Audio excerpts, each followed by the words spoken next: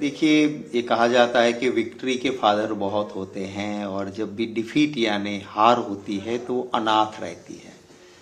तो मैं किसी और के पर ठिकरा फोड़ने की बजाय मैं अपने आप में भी जिम्मेवारी के साथ कहता हूँ कि कहीं ना कहीं कारण तो बहुत रहे, पर हम भी जो हमारी बात सच बात थी उसको लोगों तक पहुँचाने में कामयाब तो रहे, पर स्वीकार करवाने में कहीं ना कहीं हमें भी नुकसान हुआ कि वो बात नहीं माने। दूसरी ओर एंटी इनकम्बेंसी के वोट का डिवीजन आपने भी देखा होगा कि एक वीडियो जो वायरल हुआ अभी अभी, जिसमें बीजेपी के दो नेता आपस में बात करते हैं कि कांग्रेस तो अकेले पंजे पे लड़ती है, हमारे तो 3 कमल चुनाव लड़े। एक था हमारा केसरिया सैफरन कमल जो बीजेपी का निशान था, एक हमारा हरा यानी लोटस था ग्रीन कलर का जो ओवैसी के नाम पे लड़ा, और तीसरा हमारा लाल कमल था जो केजरीवाल जी के सिंबल के साथ। तो माने ये उधर वोट गए, वो भी इनडायरेक्ट हमारा फायदा हुआ। और अगर किसी ने आज वर्नाक्यूलर न्यूज़पेपर ने अच्छा एनालिसिस भी दिया है कि जहां जिन बूथों पे 2017 में कांग्रेस को वोट ज्यादा मिले थे, उन्हीं बूथों पर अमीर आदमी पार्टी ने वहीं से डेंट लगा के उनकी सीटें तो ज्यादा नहीं आई, और बार बार जैसे कि हम दुश्मन हो, लिख के ले लो कांग्रेस की 1 सीट नहीं आ रही है, एक गलत परसेप्शन, लिख के ले लो कांग्रेस की 1 सीट नहीं आ रही है और मेरी 99 से प्लस जा रही है। वो बार बार कहने से जैसे कि लड़ाई में वो थे नहीं, साबित हो गया 10-11% वोट। तो ये ऐसी चीजें रही। और दूसरी ओर मसल्स मनी पूरी सेंट्रल गवर्नमेंट ये रहा। हमारी भी कुछ कमजोरियां रही हैं। मैं नहीं मानता हूं कि हम बिल्कुल कहें कि हम सब कुछ ठीक तरीके से, संजोग होते हैं, वक्त का साथ नहीं रहा हमारे साथ। डिफीट को मैं स्वीकार करता हूं और शुभकामनाएं देता हूं भारतीय जनता पार्टी को कि इतना तगड़ा बहुमत दिया है।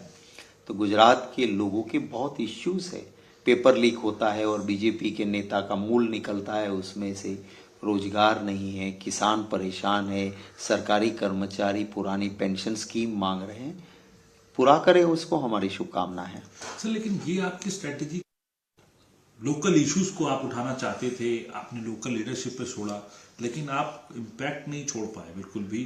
और इस तरीके का 149 का माधव सिंह सोलंकी का रिकॉर्ड था, वो भी टूट गया। 156-157 सीटें भारतीय जनता पार्टी लेके आ रही है, वो भी तब जब आप तमाम चीजें ऐसी हैं जो आप लोग गिनाते रहे पूरे समय कि ये सरकार के खिलाफ हैं और जनता के खिलाफ हैं। देखिए, राहुल गांधी जी एक डिफरेंट टाइप ऑफ लीडर है, उनको कोई जनरल कैटेगरी में आप नहीं रख सकते। उन्होंने कहा कि दल के हित से ऊपर देश का हित है। आज जिस तरह से जहर घोला गया है, हिंदुस्तानी के बीच में अगर डिस्टेंस हो जाएगा तो देश कमजोर होगा। तो उन्होंने कहा कि मैं ये यात्रा कर रहा हूं जहां पे जाति, भाषा, प्रांत, मजहब के नाम पे लोगों में जो अंतर हुआ है उसे कम करने की यात्रा, भारत जोड़ो यात्रा कर रहा हूं। एक राज्य में या 2 राज्य में सत्ता ले लेना मेरा आखिरी गोल नहीं है। राष्ट्र के लोगों के बीच में आपसी प्यार बने, तो उनकी प्रायोरिटी वो थी और उसका हमें भी सम्मान करना चाहिए। अगर वो आते, मैं मानता हूं 2017 में उनकी जो मेहनत थी वो रंग लाई थी। कुछ कमजोरियां हमारी थी, वरना सरकार 2017 में बन जाती गुजरात में। इस बार जरूर हम महसूस किया हमने कि उनके नहीं आने का भी हमें खामियाजा था, पर वो एक बड़े मकसद के लिए काम करते थे, तो हम भी खुदगर्ज बनना नहीं चाहते थे। फिर भी मैं धन्यवाद करता हूं कि वो आए, संकल्प पत्र बना, द्वारका आए। यात्रा शुरू करने से पहले जब महात्मा गांधी जी के आश्रम में वो दर्शन पे आए, हमने कहा कि हम भी एक बड़ी रैली करना वर्कर की चाहते, तो उन्होंने वक्त दिया, वहां भी टाइम दिया। यात्रा के बीच से एक दिन मिला तो उसमें भी उन्होंने राजकोट और साउथ में रैली की, पर पूरा वक्त नहीं दिए। आपकी बात सही है, अगर वो होता तो फायदा हमें मिलता। आगे का रास्ता क्या समझेंगे? देखिए, संजोग होता है। हम तो अगर बात करें तो महाभारत में पांडव एक सीधे रास्ते पे चलते थे, पर हर चाल में उधर शकुनी और दुर्योधन थे। बार बार पांडव हारते थे, कौरव जीतते थे, एक बार नहीं, सब कुछ हार चुके। आखिरी दांव लगाया वो भी वो हार गए थे, पर फिर भी इतिहास उस जीत का नहीं माना जाता है। हारे हुए पांडवों के नाम आज लोग अपने बच्चों के, अपने संतान का रखते हैं।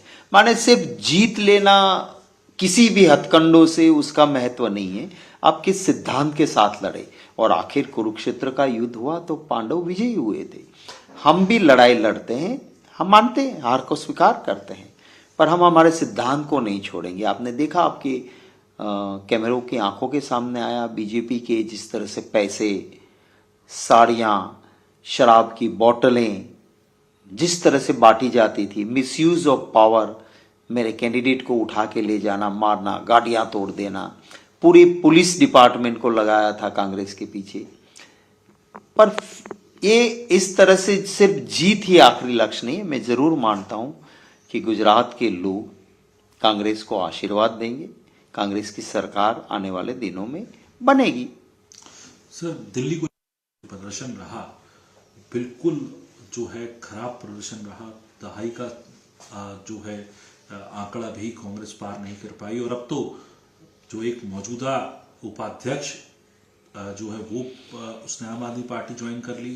दो पार्षद आपके 9 में से दोनों जो एक ऐसे एरिया से आते हैं जहां पर कांग्रेस कह रही थी कि एक जवाब दिया है जनता ने वहां की, आम आदमी पार्टी को, बीजेपी को दिया है, आम आदमी पार्टी को भी दिया है, और वहां से उन्होंने ही आज आम आदमी पार्टी ज्वाइन कर ली। देखिए, दो बातें हैं। एक तो हमारे यहाँ दिल्ली में शीला दीक्षित जी के काम को कांग्रेस की सरकार ने 15 साल तक एक पॉजिटिव बजट वाला स्टेट बना दिया था। माने कि आपके पास बैलेंस पैसे बचते थे हर साल, किसी राज्य के पास नहीं। कितना भी काम करो फिर भी बैलेंस बचे, वो शीला दीक्षित की देन थी। वही राज्य केजरीवाल जी के हाथ में लगा, एक भी नया ब्रिज नहीं बना, नहीं, पर उन्होंने कुछ ऐसी बातें करके लोगों को लिया। वो कांग्रेस की वोट बैंक चलेगी, मैं मानता हूं कांग्रेस की वोट बैंक चलेगी। और हमारा वोट प्रतिशत आपने देखा होगा एकदम विधानसभा में गिर के हमारा एक भी विधायक नहीं जीता।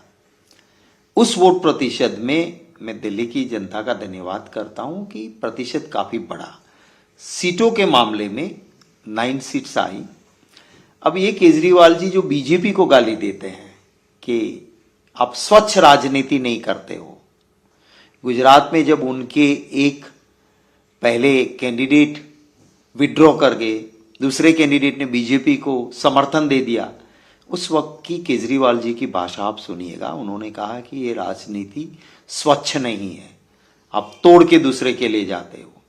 आज हमारे लोगों को तोड़ के वही राजनीति करते हैं। माने शतरंज के सेम चट्टे बट्टे बीजेपी और ये अमीर आदमी पार्टी है, ये दिखता है। आम आदमी पार्टी बड़ा चैलेंज नहीं बन गई है कांग्रेस के लिए? गुजरात में आप लोगों का वोट शेयर उन्होंने ले लिया, दिल्ली में आप लोगों को वोट शेयर पीछे करके आज खुद फ्रंट सीट पे। देखिए, हमारे लिए इतना चैलेंज लोगों के लिए जरूर बने हैं कि वो बीजेपी को फायदा दिलवाते हैं। गोवा में हमारी सरकार बनते कोई नहीं रोक सकता था, इन्होंने नुकसान किया। उत्तराखंड में हमारे बहुत अच्छी खासी से तगड़ी तरह से चल रहा था, वहां पे उनका 0, एक भी नहीं चुनाव जीता, पर बीजेपी को फायदा करवा दिया। गुजरात में भी वही किया। दिल्ली में हमारी वोट बैंक तोड़ के बैठे जरूर है, मैं स्वीकार करता हूँ। पंजाब में उनकी सरकार बनी है, मैं स्वीकार करता हूँ, पर और जगह जहां गए हैं वहां वो सिर्फ बीजेपी के फायदे के लिए गए हैं, हमारी चैलेंज बनने के लिए नहीं गए हैं। और वो शायद बिहाइंड द कर्टन क्या है वो तो इतिहास में लिखा जाएगा और आने वाले दिनों में ही पता चलेगा कि कौन सी मिलीभगत है। दिल्ली में जवाबदेही तय होगी?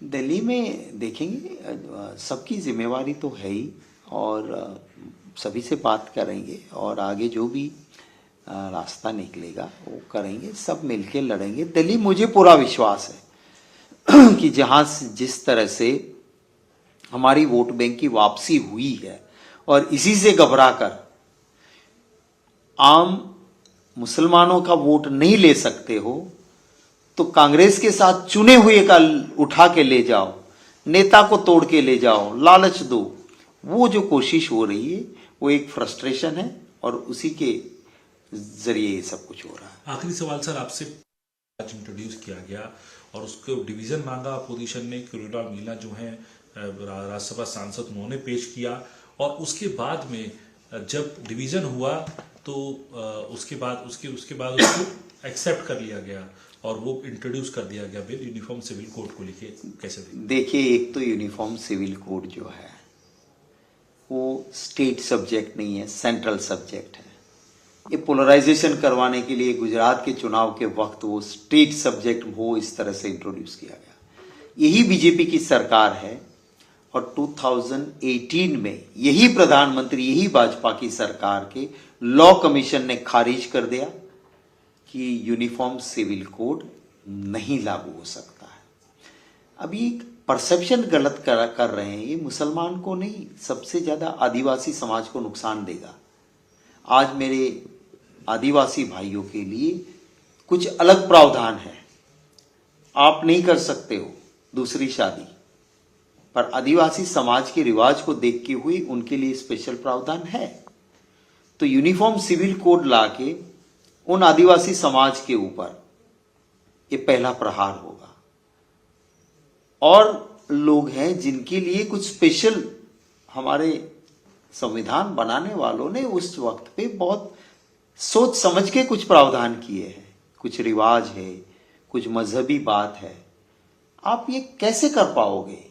इस देश के अंदर जिनकी रीति रिवाज है उनको खत्म करना, ये गलत परसेप्शन गलत कर रहे हैं कि तो यूनिफॉर्म सिविल कोड लाके हम मुसलमानों का स्पेशल। नो, मुसलमान से ज्यादा अफेक्ट होगा वो आदिवासी समाज और दूसरे लोगों को होगा।